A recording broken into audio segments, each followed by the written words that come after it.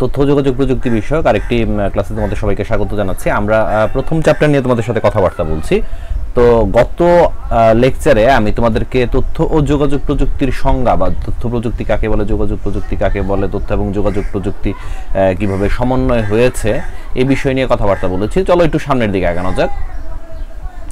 1980 সালের দিকে, সর্বপ্রথম 1980 সালের দিকে একাডেমিকভাবে গবেষকরা প্রযুক্তিতে এই আইসিটি শব্দটির ব্যবহার শুরু করেন, কিন্তু শব্দটা মোটামুটি 1997 সাল থেকে বেশি জনপ্রিয়তা অর্জন করে। তো ব্রিটিশ ব্যবসায়ী ড্যানিশ স্টিভেনসন 1997 সালে যুক্তরাজ্য সরকারকে দেওয়া এক প্রতিবেদনে এই শব্দটা প্রথম উল্লেখ করেন, যা পরবর্তীতে 2000 সালে যুক্তরাজ্যের নতুন জাতীয় পাঠ্যপুস্তকে সংযোজন করা হয়। তার মানে আইসিটি শব্দটা যদিও 80 সাল থেকেই গবেষকরা তাদের একাডেমিক গবেষণায় ব্যবহার করছেন, তারপরে 1997 সালে, বিশেষ করে 2000 সালে এটা যখন নাকি যুক্তরাজ্যের পাঠ্য পুস্তকে এই শব্দটা সংযোজন করা হয়, তারপর থেকে এই শব্দটা প্রচণ্ড রকম জনপ্রিয় হয়ে গেছে। তার মানে মূল কথাটা বলতে পারি আমরা যে দুইটা প্রযুক্তি রয়েছে, একটা হচ্ছে তথ্য প্রযুক্তি আর একটা হচ্ছে যোগাযোগ প্রযুক্তি। এই দুইটা প্রযুক্তির একীভূতকরণ হচ্ছে তথ্য ও যোগাযোগ প্রযুক্তি। এখানে কিছু সংজ্ঞা রয়েছে। হ্যাঁ, তো আমরা মোটামুটি তথ্য ও যোগাযোগ প্রযুক্তিকে কয়েকটা ভাগে ভাগ করতে পারি। যেমন বাংলাদেশের তথ্য যোগাযোগ প্রযুক্তি নীতিমালা 2009 অনুসারে তথ্য প্রযুক্তি বলতে আমরা যে সংজ্ঞাটা বোঝাই, যে কোনো প্রকার তথ্যের উৎপত্তি, সংরক্ষণ, প্রক্রিয়াকরণ, সঞ্চালন এবং বিস্তারণে ব্যবহৃত সকল ইলেকট্রনিক প্রযুক্তিকে তথ্য ও যোগাযোগ প্রযুক্তি বোঝায়। এটা হচ্ছে আমাদের যে 2009-এর যে তথ্য যোগাযোগ প্রযুক্তি নীতিমালা রয়েছে, সেই নীতিমালা অনুযায়ী তথ্য এবং যোগাযোগ প্রযুক্তির সংজ্ঞা। তথ্য যোগাযোগ প্রযুক্তিকে আমরা মোটামুটি কয়েকটা ভাগে ভাগ করতে পারি। এক নাম্বার হচ্ছে কম্পিউটিং ও ইনফরমেশন সিস্টেম। কম্পিউটিং সহ বিভিন্ন ধরনের ইলেকট্রনিক্স ডেটা প্রসেসিং, যেখানে কৃত্রিম বুদ্ধিমত্তা, এক্সপার্ট সিস্টেম ইত্যাদির ব্যবহার হয়, তা এইগুলা। আবার ব্রডকাস্টিংয়ের ক্ষেত্রে আমরা ব্যবহার করতে পারি, যেমন রেডিও, টেলিভিশন, যা ব্রডকাস্টিংয়ের মাধ্যমে বিশাল জনগোষ্ঠীর কাছে একমুখী তথ্য সম্প্রচার করে। টেলিকমিউনিকেশন, ফিক্স টেলিফোন ও মোবাইল বা সেলুলার ফোন সহ সকল ধরনের উভমুখী টেলিযোগাযোগ ব্যবস্থা বা মাধ্যম যা বিশ্বের বিশাল জনশক্তি ব্যবহার করছে। আর লাস্ট হচ্ছে ইন্টারনেট। তার মানে এই তিনটা জিনিসই, হ্যাঁ, আর্টিফিশিয়াল ইন্টেলিজেন্স, এক্সপার্ট সিস্টেম, কৃত্রিম বুদ্ধিমত্তা, radio, television, fix telephone, mobile বা সেলুলার ফোন, ইন্টারনেট, এই সবগুলাই হলো কি তথ্য এবং যোগাযোগ প্রযুক্তির উপকরণ বা এই অংশগুলোতে আমরা ভাগ করতে পারি। এখন আসো খুব একটা গুরুত্বপূর্ণ টপিক হচ্ছে বিশ্বগ্রামের ধারণা। এর আগে পর্যন্ত যা বলেছি সেগুলো ছিল প্রাথমিক আলোচনা।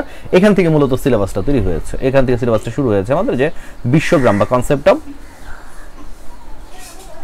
Global village. আমি এটাকে একটু মার্কার করে নিন। ওকে, তো এই লোকটা প্রথম বিশ্বগ্রামের ধারণাটা দেন হচ্ছে, প্রথম ধারণা দেন হচ্ছে আমাদের এই ভদ্রলোক। একটু চেঞ্জ করে নিন। উনি আমাদেরকে প্রথম ধারণা দেন এবং ওনার নাম হচ্ছে Marshall McLuhan, Harvard Marshall McLuhan. তো উনি কানাডার টরন্টো বিশ্ববিদ্যালয়ের ইংরেজি বিভাগের অধ্যাপক এবং বিশিষ্ট দার্শনিক, তাকে যোগাযোগ তত্ত্ববিদ বলা হয়। এবং 1962 সালে, শব্দগুলো একটু মনে রাখবা, যে 1962 সালে দ্য গুটেনবার্গ গ্যালাক্সি আর 1964 সালে আন্ডারস্ট্যান্ডিং মিডিয়া, এই দুইটা বইয়ের মধ্যে উনি সর্বপ্রথম এই গ্লোবাল ভিলেজ শব্দটা ব্যবহার করছিলেন। উনি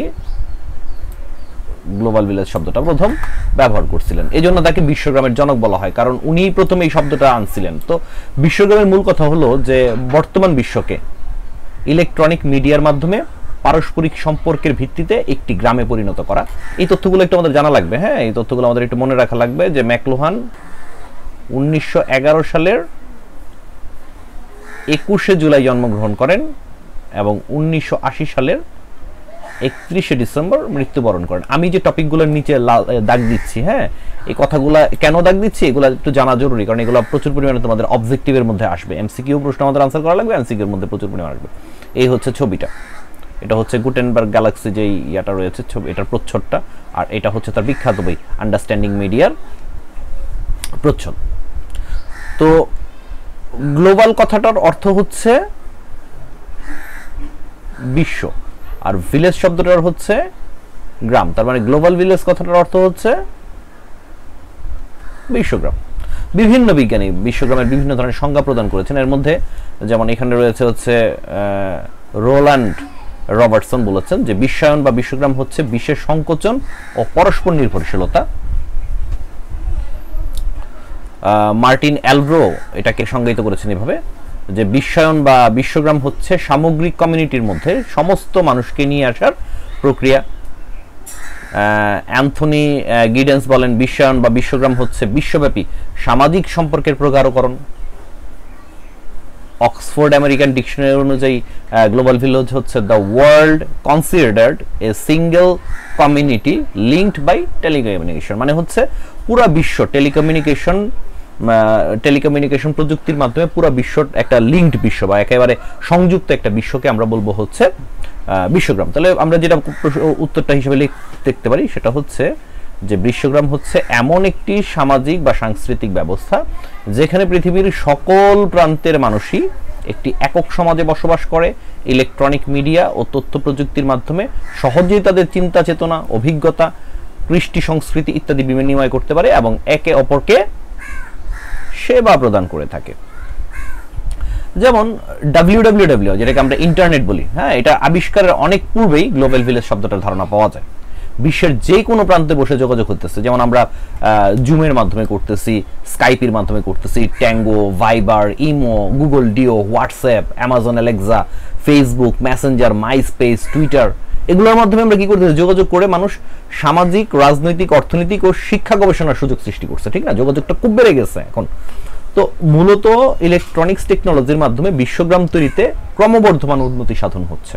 তাহলে এক কথায় আমরা বলতে পারি যে গ্লোবাল ভিলেজ বা বিশ্বগ্রাম হচ্ছে এমন একটি সামাজিক ও সাংস্কৃতিক সংগঠন বা কমিউনিটি যেখানে কমিউনিটির সকল সদস্য ইন্টারনেট তথা যোগাযোগ প্রযুক্তির মাধ্যমে সংযুক্ত।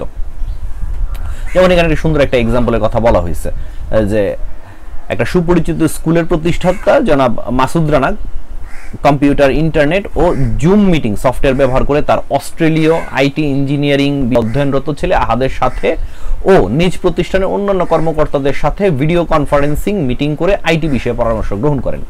এই সকল যোগাযোগের জন্য কম্পিউটার, ইন্টারনেট সহ কিছু ইলেকট্রনিক মিডিয়া এই যে দূরত্বের ব্যবধানটা সেটা কমায় দিছে। ফলে এক দেশের শিক্ষা, সংস্কৃতি ও অন্যান্য বিষয়ের খবরাখবর অন্য দেশের মানুষ খুব দ্রুত নিতে পারে, যা বলতে পারো যে একটা গ্রামের মতন পরিবেশ তৈরি করে। এভাবেই বিশ্বগ্রাম প্রতিষ্ঠা লাভ করে। তো আজকে আশা করি আজকের আলোচনার পরে যে বিশ্বগ্রাম ব্যাপারটা কি এটা সম্পর্কে তোমাদের একটা ক্লিয়ার ধারণা তৈরি হয়েছে। পরবর্তী ভিডিওতে নতুন কোনো বিষয়ে তোমাদের সাথে কথাবার্তা বলবো। তো সে পর্যন্ত সবাই ভালো থাকবা। ধন্যবাদ সবাইকে।